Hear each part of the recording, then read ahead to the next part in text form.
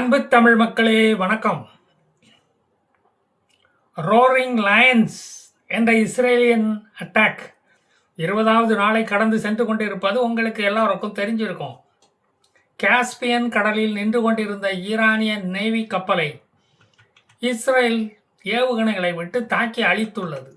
Caspian கடலில் மீன்பிடித்து சமைத்து சாப்பிடக்கூட விடமாட்டீங்களாடா? ஏற்கனவே 30 ஈரானிய கப்பலை டைட்டானிக் கப்பலாக மாற்றிட்டீங்க. இப்போ கப்பல் கட்டும் தளத்தையும் தகர்த்து விட்டுருக்கீங்க. ஈரானின் இன்டெலிஜென்ஸ் மினிஸ்டருக்கு இன்டெலிஜென்ஸ் இருப்பது மாதிரியே தெரியலையே. இஸ்மாயில் காட்டிப் என்ற அவரை ஈஸியாக கட்டையில் போக வச்சுட்டாங்களே. கொஞ்சம் சூதானமாக இருந்திருக்க வேண்டாமா? வெளியே இஸ்ரேலிய கழுகு பறந்துக்கிட்டு இருப்பது உங்களுக்கு தெரியாதா என்ன? கொஞ்சம் பத்திரமா பொத்தி பாதுகாக்க வேண்டாமா? இப்படி கரிஞ்சு கறிக்கட்டையா போய் கீழே கிடக்குறீங்களே. அவர் மட்டுமா புதுசாக இராணுவ தலைமைக்கு வேலைக்கு சேர்ந்த இமாம் ஹுசைன் பிரிகேடு அவரும் இல்லை பொட்டுன்னு போய் சேர்ந்துட்டாரு. உங்களையெல்லாம் எப்படி நம்பி நாங்கள் வேலை போட்டு கொடுக்கறது? உங்களை நம்பி எப்படி வேலை எடுக்கிறது? வேலைக்கு எடுத்தால் உங்களை நாங்கள் எடுத்துகிட்டு போகிற மாதிரி இல்லை நீங்கள் பண்ணிக்கிட்டு இருக்கீங்க. அதுக்கு 4 பேரை தேட வேண்டியதாக இருக்குது. நல்ல ஆளுங்கய்யா நீங்கள். முச்சிதபா கோமனியை அடுத்த சுப்ரீம் தலைவராக வேலைக்கு போட்டால் அவரும் காலை ஒடிச்சு மாவு கட்டு போட வச்சு கட்டையை வச்சு நடக்க வச்சுட்டீங்க. அவர் இப்போ மாஸ்கோவில் இருந்து ஈரானை ஆண்டுக்கிட்டு இருக்கார். அவரை இப்படி தனிமைப்படுத்தி விட்டீர்களே. உக்ரைன் எப்போ குண்டை தூக்கி ரஷ்யா மேலே போடுவான் என்று அவர் அங்கே பயந்து செத்துக்கிட்டு இருக்காரு. வானத்தை வெறிச்சு பார்த்துக்கிட்டு இருக்காரு. மாஸ்கோவில் அண்டர் கிரவுண்டு டனல் எல்லாம் கிடையாதா என்று அங்குள்ளவர்களை நச்சரிச்சுக்கிட்டே இருக்காருயா. புட்டின் கிட்ட போனை போட்டு கேட்டுக்கிட்டு இருக்காரு. அமெரிக்கா வேற கார்க் ஐலண்டை குண்டு போட்டு ஈரானின் அடிமடியில் கையை விட்டு நசுக்கி பார்த்துக்கிட்டு இருக்கான். ஒரு அண்டா குரூடாயில கூட ஈரானை விட்டு கொண்டு போக முடியல. அதனால சீனா படுகேவலமாக சிந்திச்சுக்கிட்டு இருக்கான். இப்போ ரஷ்யா கிட்ட இஎம்ஐ போட்டு கடன் வாங்கி கார் ஓட்டலாமா, பிளேனை ஓட்டலாமா அப்படின்னு சிந்திச்சுக்கிட்டு இருக்காரு ஜின்பிங். இன்னொரு முறை எனக்கு பிளேனை பரிசளித்த கத்தாரை ஈரான் தாக்கினால் ஈரானின் சவுத் பார்ஸ் என்று அழைக்கப்படும் எண்ணெய் வயலை தீப்பிடித்து எரிய வைப்பேன் என்று ட்ரம்ப் வேற எச்சரித்துள்ளார். ஈரானில் மந்திரிகள், ஜனாதிபதி, அதிகாரிகள் இவர்கள் பேச்சையெல்லாம் ஐஆர்ஜிசி அதிகாரிகள், கமாண்டோக்கள் கேட்பதில்லை. ஏண்டா இப்படி செய்கிறீங்கன்னு கேட்டால் என் பேச்சை நானே கேட்க மாட்டேன் என்று விஜய் டயலாக்கை எடுத்து விடுறானுங்க. ஓடிடியில் தமிழ் படம் பார்க்காதீங்கடான்னு சொன்ன எவன் கேட்குறான்? அப்பாஸ் அராக்கிஸ் சமாதான உடன்படிக்கை போட எந்த வழியையும் நாங்கள் பின்பற்றுவோம், எதற்கும் தயார் என்று சொல்கிறாரு. ஆனால் அதற்கு ஐஆர்ஜிசி என்ன சொல்லுது? இனிமேல் எந்த பேச்சுவார்த்தையும் கிடையாது, இனி பேச்சுவார்த்தை என்ற பேச்சுக்கே இடமில்லை என்று ஐஆர்ஜிசி தலைவரெல்லாம் சொல்லிட்டாங்க. இனி பேச்செல்லாம் கிடையாது, மூச்சு ஒரேடியாக போகும் வரை அந்த பேச்சுக்கே இடமில்லை அப்படின்னு வேற சொல்றாரு. சமாதான பேச்சுவார்த்தை நடக்க உதவிய கத்தார், ஓமான், சவுதி அரேபியாவை நீங்க தாக்கி அழித்த பிறகு உங்களுக்காக சீஸ்ஃபயர் கேட்க, சமாதான பேச்சுவார்த்தை நடத்த எந்த இடைத்தரகன் இனிமேல் வருவான்? மத்திய கிழக்கு நாடுகளின் எனர்ஜி எக்கானமியை சீர்குலைத்த பிறகு ஈரானை இனி எவனாவது ஆதரிப்பானா, நம்புவானா? இஸ்லாமியன் என்று சொல்லிக்கொண்டு சுற்றி இருக்கும் இஸ்லாமியர்களை அடித்து நொறுக்கும் உங்களுக்கு அல்லாஹ் அமைதி பரிசு அளிப்பான். அமைதிக்கான நோபல் பரிசு அளிப்பான் கூடிய சீக்கிரம். தெம்பான இளம் கமாண்டோக்கள் பேண்ட் சட்டையை அவுத்து போட்டுக்கிட்டு பக்கத்து கிராமங்களுக்கு ஜட்டியோட ஓடி போயிட்டாங்களாம். இருக்கிற ஐஆர்ஜிசி வீரர்களும் நாங்கள் நாட்டுக்காக உயிரை விட தயார், ஆனால் இந்த அரசியல் தலைவர்கள் பதவி சுகம் அனுபவித்துக் கொள்வதற்காக நாங்கள் உயிரை விடவா என்று கேட்கிறார்கள். நாங்கள் ஏன் உயிரை விட வேண்டும் என்று கேட்கிறார்கள்.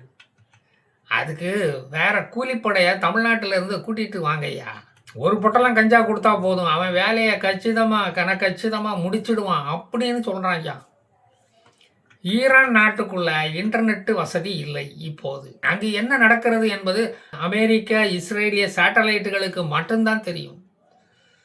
உள்ளூர் பெட்ரோல் பங்குகளில் பெட்ரோல், டீசல் இல்லை, கரண்ட் இல்லை, மெழுகுவர்த்திகளும் இல்லை. கட்டைகளை போட்டு எரித்து தான் ரொட்டி சுட்டு தின்னுக்கிட்டு இருக்கிறானுங்க. குடிக்க தண்ணீர் இல்லை, துடைக்க டிஷ்யூ பேப்பர் இல்லை என்று இப்போ நாடு நாரிக்கிட்டு இருக்கு. இதில் ராக்கெட் ஏவுகணை இருக்கிற இடத்தை நம்மளை தேட சொல்கிறாங்க. வேறு வேலை இல்லை பாரு. கிழவன் சௌரியமாக மேலே போய் சேர்ந்துட்டான். அவதிப்பட்டுக்கிட்டு இருப்பது நாங்கள் இல்லை. பாதி பேர் ஏற்கனவே ஈரானை விட்டு ஓடி போயிட்டானுங்க. கொஞ்சம் வசதியாக இருக்கிறவனுங்க மட்டும் வானத்தை பார்த்தபடி வாழ்ந்துக்கிட்டு இருக்காங்க. நாம் அமெரிக்க குண்டில் சாவோமா, இஸ்ரேலிய குண்டில் அடிபட்டு சாவோமா, இல்லை பட்டினியால் சாவோமா என்று எழுதப்பட்ட சீட்டுகளை குலுக்கி போட்டு திண்ணையில் உட்காந்து விளையாடிக்கிட்டு இருக்கானுங்க. இதற்கிடையில் ஹிஸ்புல்லா இஸ்ரேலை நோக்கி குண்டுகளை வீசிக்கொண்டும் ஏவுகணைகளை விட்டுக்கொண்டும் இருப்பதை பார்த்தால் ஈரானின் ப்ராக்சி இராணுவம் ஆக்டிவாக தான் இருக்கு. அப்படி தான் தெரியுது. ஹிஸ்புல்லாக்களுக்கு கார்க்கு வைக்க இஸ்ரேல் விமானங்கள் புறப்பட்டு சென்று கொண்டு இருக்கிறது. ஹமாஸ் இருக்கிற இடம் தெரியாம அடங்கின மாதிரி ஹிஸ்புல்லாவையும் அடக்கி வைக்க வேண்டும். தாத்தா செத்ததும் ஊத்திசுகள் அப்பாடா, இனிமேல் கூலிக்கு நாம் மாரடிக்க வேண்டாம் என்று ஒதுங்கி விட்டாங்க. கிழிஞ்ச லுங்கிகளை இப்போ ஊசி நூல் போட்டு தச்சுக்கிட்டு இருக்காங்க. ஒவ்வொரு பெருந்தலைகள் ஈரானில் சாயும் போது ஈரானியர்கள் புஸ்வானமிட்டு கொண்டாடி கொண்டு இருக்கிறார்கள். ஈரானிய மக்கள் எதிர்ப்பு இருப்பதால் ஐஆர்ஜிசி ஊருக்குள்ளே நடமாடுவது கிடையாது. இப்போது இராணுவ உடையில் அலைய முடியாது. அங்கு சிவிலியன் ட்ரெஸ்ஸில் தான் அலைய வேண்டும். 300 கமாண்டோக்கள் கனடா நாட்டுக்கு குடியுரிமை கேட்டு அப்ளிகேஷன் போட்டுக்கிட்டு டாலர்களுடன் காத்திருக்கிறார்கள் ஏர்போர்ட்டுகளில். இவனுங்களுக்கு உடனடியாக குடியுரிமை கொடுத்து ட்ரம்பின் விரோதத்தை நாம் சம்பாதிக்கணுமா என்று யோசிக்கிறது கனடா. ஏற்கனவே காலிஸ்தான் தீவிரவாதிகளுக்கு இடம் கொடுத்து சிக்கலில் மாட்டிக்கொண்டு முழிச்சது போதும் என்று அங்குள்ள எதிர்க்கட்சிகள் கனடா அரசாங்கத்துக்கு குடைச்சல், எரிச்சல், நமைச்சல் எல்லாத்தையும் கொடுக்கிறது.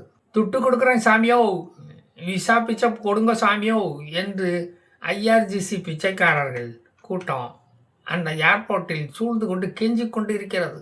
விசாவை டெபாசிட் பண்ணி பிளேன் ஏற தயாராக இருக்கிறார்கள் அவர்கள் அதற்காக துருக்கிக்கு கூட ஓடி போகவும் தயாராக இருக்கிறார்கள்.